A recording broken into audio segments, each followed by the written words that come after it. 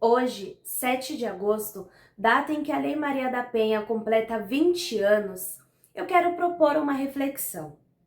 O que esses 20 anos representam para as mulheres brasileiras?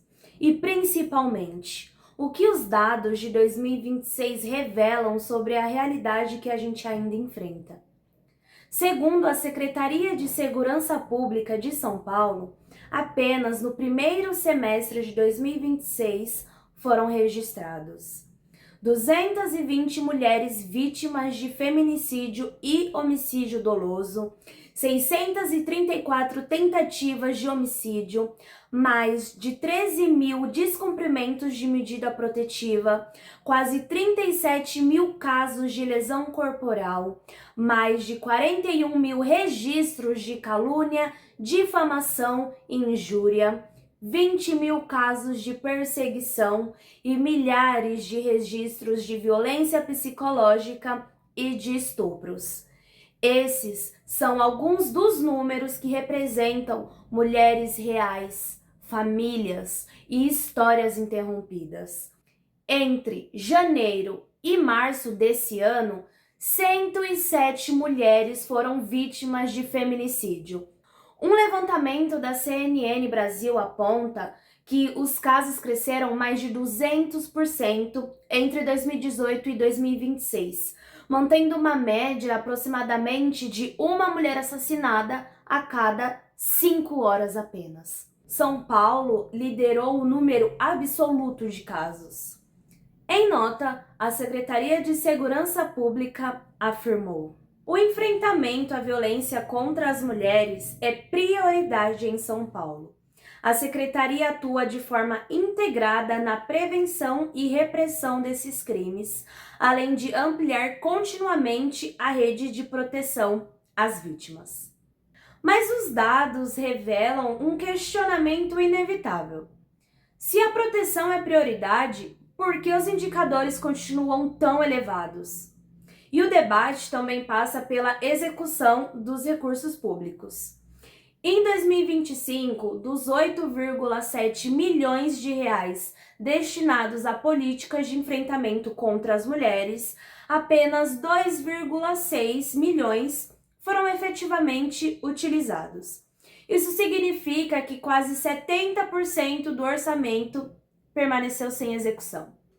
Considerando a população feminina estimada entre 15 a 59 anos no estado, o investimento correspondeu aproximadamente a 18 centavos por mulher. E o cenário foi ainda mais crítico para o programa de acolhimento para crianças, adolescentes, mulheres e idosos, que executou apenas 10% do orçamento disponível.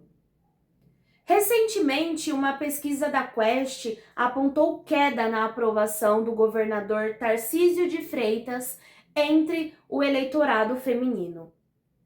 Entre os fatores mencionados pelas entrevistadas estavam preocupações relacionadas à segurança pública e ao aumento de violência contra as mulheres. A violência contra as mulheres não afeta todas da mesma forma. Mulheres que acumulam jornadas de trabalho, chefiam famílias, utilizam diariamente o transporte público ou vivem em situação de vulnerabilidade, enfrentam impactos ainda maiores. O medo modifica os trajetos, limita oportunidades, interfere no acesso ao trabalho, à educação, ao lazer e até mesmo nos serviços de saúde. Ampliar delegacias especializadas, fortalecer casas-abrigos e garantir atendimento psicológico são medidas extremamente importantes. Mas talvez seja a hora da gente ampliar um pouco mais esse debate e começar a pensar como construir políticas públicas que atuem antes da violência acontecer. Pensar no papel da educação sobre respeito, igualdade de gênero, prevenção à violência precisa voltar a ser o centro dessa discussão. Campanhas voltadas aos homens e aos meninos, enfrentamento à misoginia e ações permanentes de conscientização também fazem parte dessa resposta. 20 anos depois da Lei Maria da Penha, a lei continua sendo um marco histórico. Mas nenhuma lei sozinha é capaz de transformar uma realidade. E a pergunta que fica é: o governo investe o suficiente para prevenir a violência ou continuaremos apenas contabilizando vítimas?